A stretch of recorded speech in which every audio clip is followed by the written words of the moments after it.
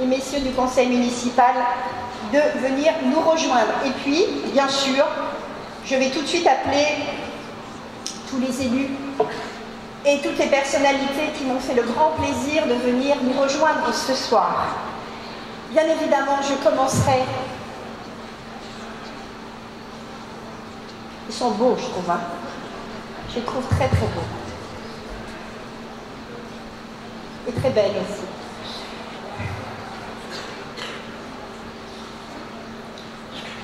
Je voudrais qu'on fasse une salle d'applaudissements à M.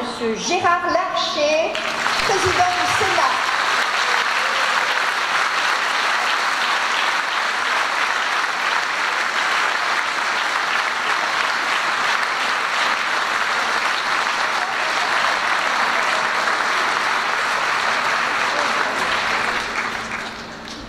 Monsieur Michel Laugier, sénateur également, qui va venir nous rejoindre.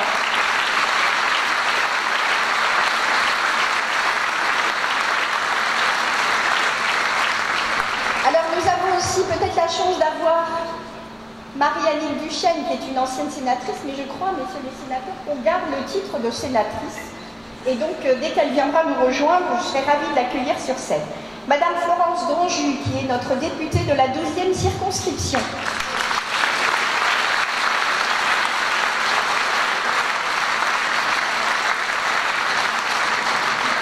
Alors, mesdames et messieurs les conseillers régionaux, en la personne de madame la conseillère régionale, maire des Clés-sous-Bois, Véronique Cotignard.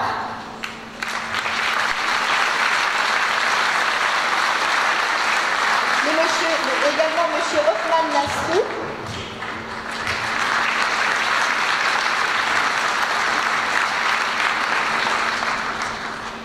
Mesdames et messieurs les vice-présidents du conseil départemental, monsieur Jean-François Rénal, qui est ici présent.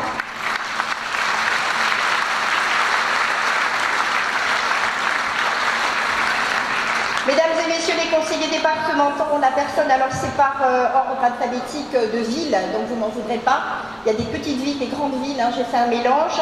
J'espère que vous ne serez pas froissés de cet appel. En tout cas, je commence par Philippe Benassaya, maire de Bois d'Arcy.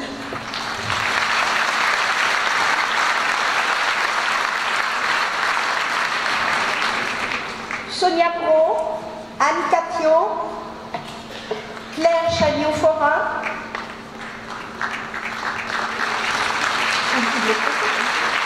Bertrand Cocard, Nicolas Davy, nouveau conseiller départemental, Olivier Delaferre, j'appelle tous ceux qui ont dit qu'ils seraient là. Ça va? C'est bon, Claire? Alexandra Rosetti, qui est également maire de Voisins-le-Bretonneux.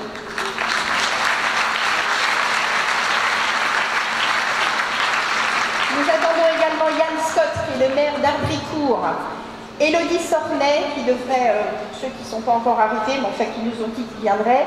Monsieur le président de la communauté d'agglomération de Saint-Quentin-en-Yvelines, maire d'Élancourt, Jean-Michel Fourdous.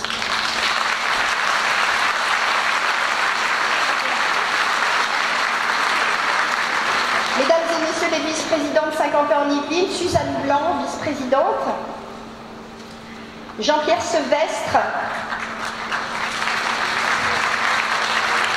maire de Coignères, Bertrand Houillon, maire de Magny-les-Hameaux. Je le remercie parce que c'est pas à la porte à côté, Magny-les-Hameaux.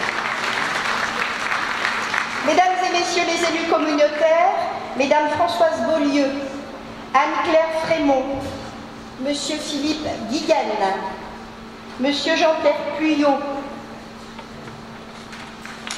Alors, mesdames et messieurs les maires,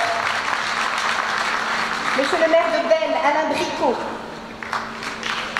Je ne surveille pas si vous montez sur scène, je vous laisse faire. Hein. Monsieur Sébastien Guerce, représentant de monsieur le maire du Chênay.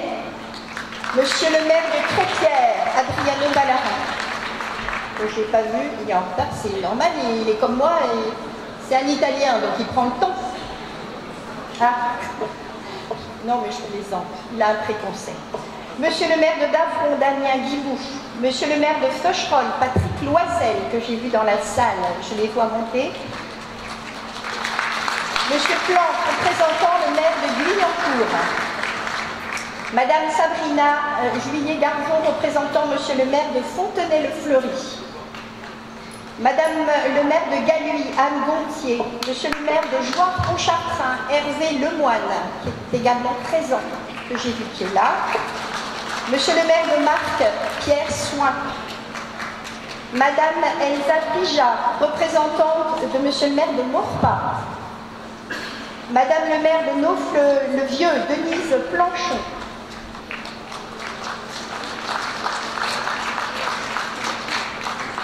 Monsieur le maire de Saulx-Marché, qui est représenté par Muriel Dupeux. Monsieur le nouveau maire de Saint-Germain-en-Laye, Arnaud Péricard, qui m'a dit qu'il venait, il n'est peut-être pas encore arrivé, mais on sera monté sur scène quand il arrivera. Monsieur le maire de Thiers-Valgrignon, Rémi Lucet, mais qui est représenté, et je ne vois pas. Voilà. Cher ami. Monsieur le maire de Villiers-le-Mailleux, Frédéric Faré. Monsieur le maire de Villiers-Saint-Frédéric, Sylvain Durand, pardon. Monsieur le maire de Vélizy, Pascal Thévenot, qui me fait l'amitié de venir jusqu'ici. Merci beaucoup, Pascal. Monsieur le sous-préfet, secrétaire général de la préfecture, Monsieur Julien Charles. Et monsieur, qui n'est pas encore arrivé, mais qui devrait arriver, monsieur Athanase Périfon, qui est président de la Fédération européenne des solidarités de proximité, qui devrait nous rejoindre. Est-ce que, je vous prie de m'en excuser, si d'ores et déjà si j'avais oublié des maires, on a essayé de bien pointer. Est-ce qu'il y a d'autres élus qui sont ici dans la salle? Oui, j'ai mon fils qui est premier adjoint dans un village de Perdreville. Si tu veux venir, Vincent, tu es de... Mais...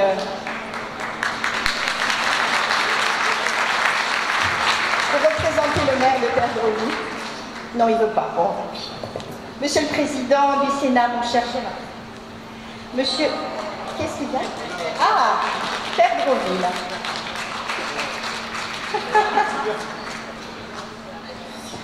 Donc je recommence.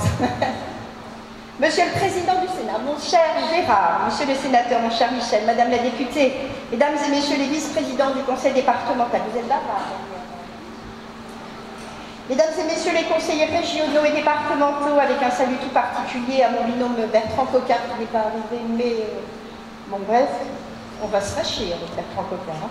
Monsieur le Président de la communauté d'agglomération de Saint-Quentin-en-Yvelines, mon cher Jean-Michel, Mesdames et Messieurs les vice-présidents élus communautaires, Mesdames et Messieurs les maires, Mesdames et Messieurs les adjoints et conseillers municipaux, chers collègues, Monsieur le sous-préfet, secrétaire général de la préfecture, Monsieur le directeur départemental de la sécurité publique, Monsieur le directeur départemental de l'éducation nationale, Monsieur Piémont, qui est ici dans la salle et que je salue très chaleureusement, Monsieur le commissaire en charge du service départemental des renseignements territoriaux, Mesdames et Messieurs les représentants des corps constitués, Monsieur le commissaire, Messieurs les représentants du SDIS, Messieurs les représentants du chef de centre de secours de plaisir, le président également de l'île de loisirs, Monsieur le président de la chambre de commerce qui est également ici, Monsieur le directeur du centre hospitalier de plaisir, Monsieur Bérard, qui est présent dans la salle et que je salue également, Madame la trésorière principale, Madame l'inspectrice de circonscription, Mesdames et Messieurs les proviseurs et principaux, Messieurs les représentants des cultes, je sais que dans la salle nous avons Monsieur le curé qui est là, et l'imam qui est ici présent, et je suis ravie que vous soyez des nôtres ce soir.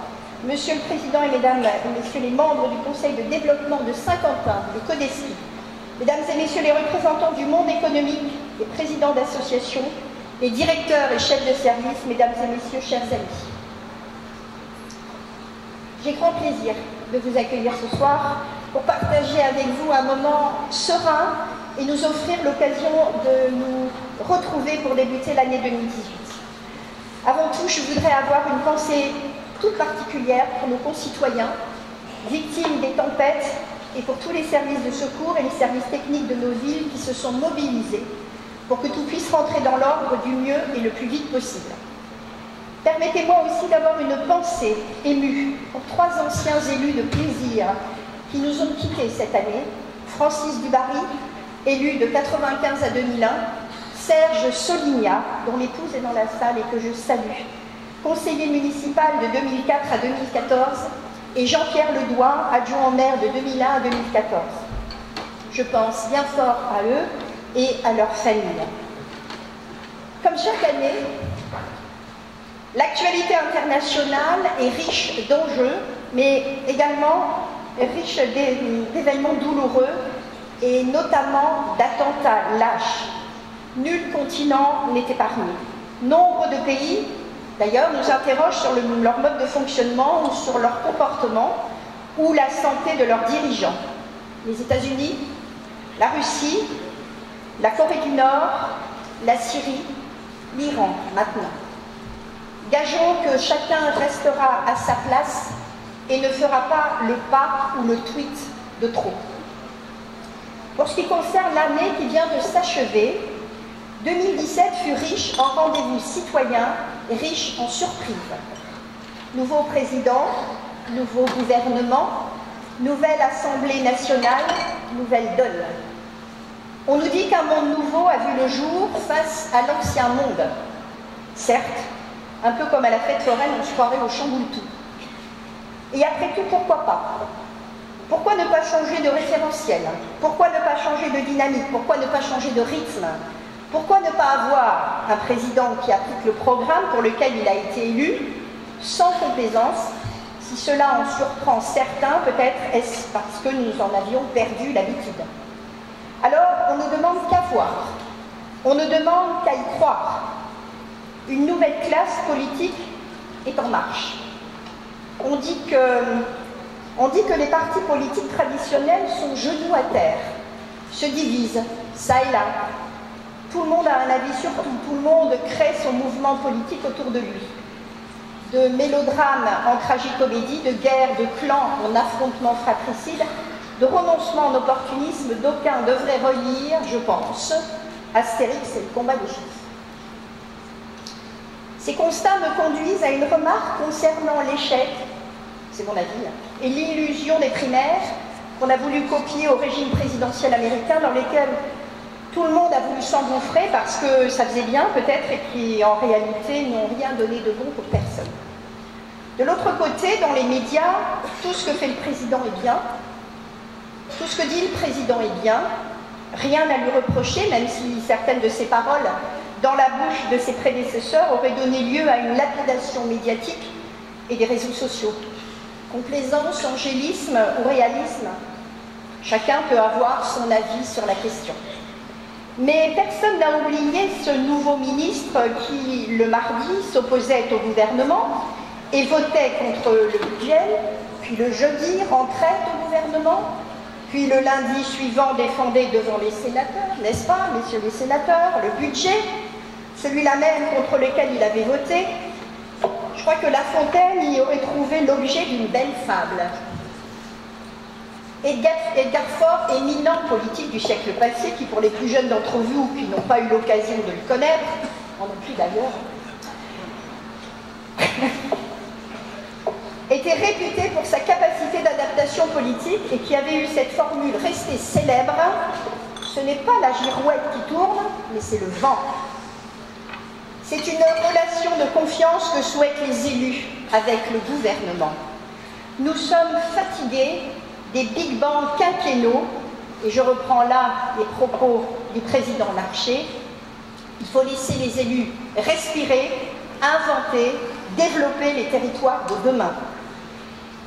Les efforts des collectivités depuis de nombreuses années sont un exemple de gestion rigoureuse, malgré l'inflation normative imposée par l'État, malgré les baisses drastiques de dotations et la défiance sans cesse ressentie, ne serait-ce que par la mise en application des lois SRU et ALUR. La décision de supprimer la taxe d'habitation dont la mise en application, certes, méritait sûrement un changement, va retirer un peu plus aux collectivités une autonomie financière et donc une baisse supplémentaire des investissements, source de développement économique et d'emploi.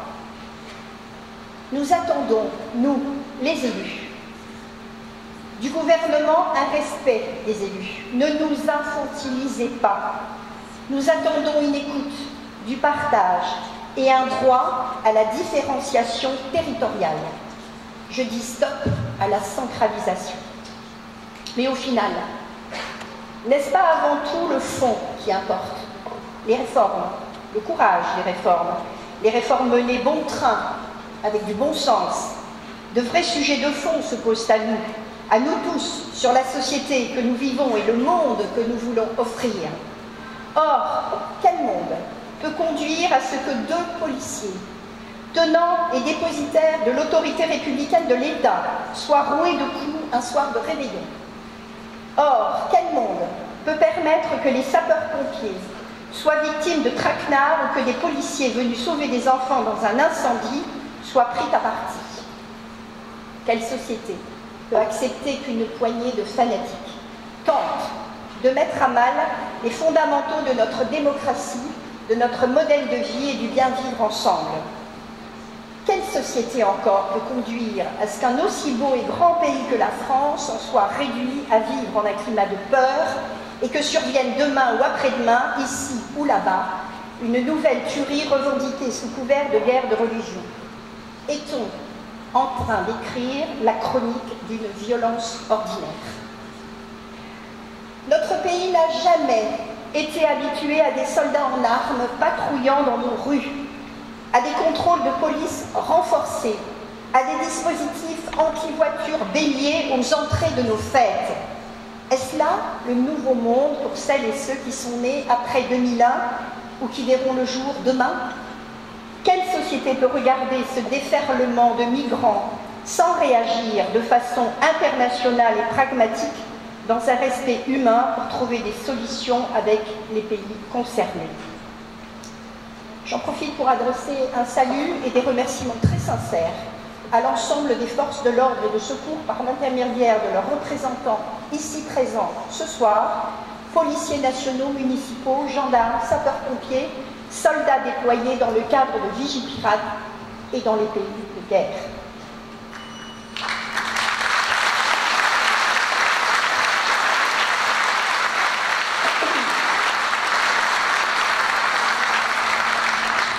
Alors oui, nous pouvons nous poser la question, quel monde est en train de se dessiner autour de nous? Autre paradoxe de notre monde moderne, celui de la liberté d'expression. Dans un monde connecté en permanence sur ces réseaux sociaux, eh bien on lit de plus en plus de choses sous des couverts anonymes, des choses absurdes. Parce que tout le monde peut dire ce qu'il veut. Et pour autant, dès que vous êtes un personnage public ou pas, tout ce que vous direz et parfois même tout ce que vous ne direz pas, tout ce que vous ferez et parfois ne ferez pas, sera forcément retenu à charge contre vous. Même l'humour. Même l'humour doit être plus policé. Et on imagine mal aujourd'hui un Coluche ou un Pierre Desproges pouvoir garder leur liberté de ton qui pourtant nous faisait tant de bien. La liberté d'expression, je crois, a pris du plomb dans l'aile. Et aussi dans ce monde où le progrès technologique est forcément bon, il ne doit pas se faire au détriment des fondamentaux, ni même appauvrir notre intelligence. Avec un peu d'humour, nos enfants vont pouvoir pratiquer l'anglais et toutes les langues de la création ou nombre de disciplines sur leur tablette, sur laquelle ils passent un temps considérable. Mais dans le même temps, eh bien, on va abandonner le passé simple de nos manuels de conjugaison au motif qu'il serait trop littéraire, voire même discriminant. Le passé simple, peu importe ce qu'il fut, vient donc de basculer dans la rubrique ancien français. Je n'aurais jamais imaginé manier l'ancien français si tôt. Mais surtout, comme beaucoup, je m'interroge sur divers points. Tout d'abord, est-ce à dire que demain, nos jeunes ne seront plus en capacité de lire et comprendre notre littérature classique? Et quand je dis littérature classique, j'aurais l'outrecuidance de voir un spectre littéraire qui va de Racine Molière à Jean d'Ormesson, par exemple. N'y voyez là aucune nostalgie rétrograde, juste un sourire, mais plutôt une inquiétude à venir.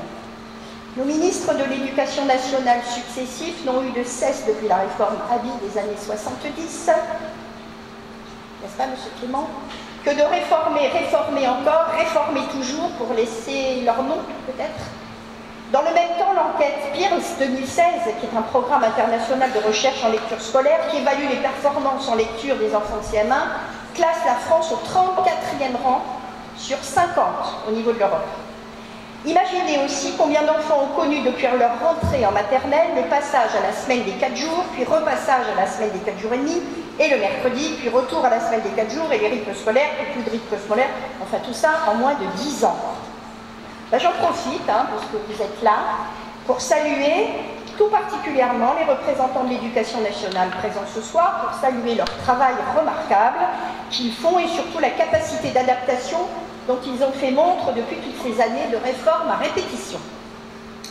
C'est pourquoi je revendique une vigilance extrême des valeurs de notre République par ces petits exemples.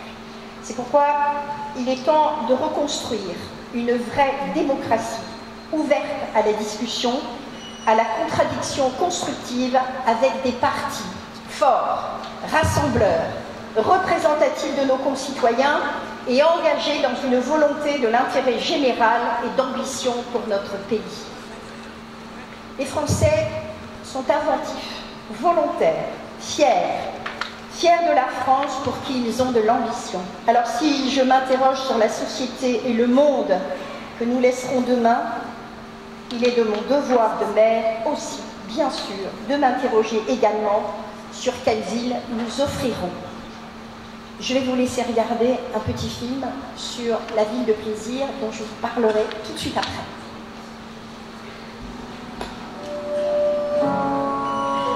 Combien de temps ai-je dormi? Je ne sais plus. Ai-je perdu la mémoire? J'ai oublié le mois, j'ai oublié la saison. L'année est passée tellement vite. Je crois qu'une petite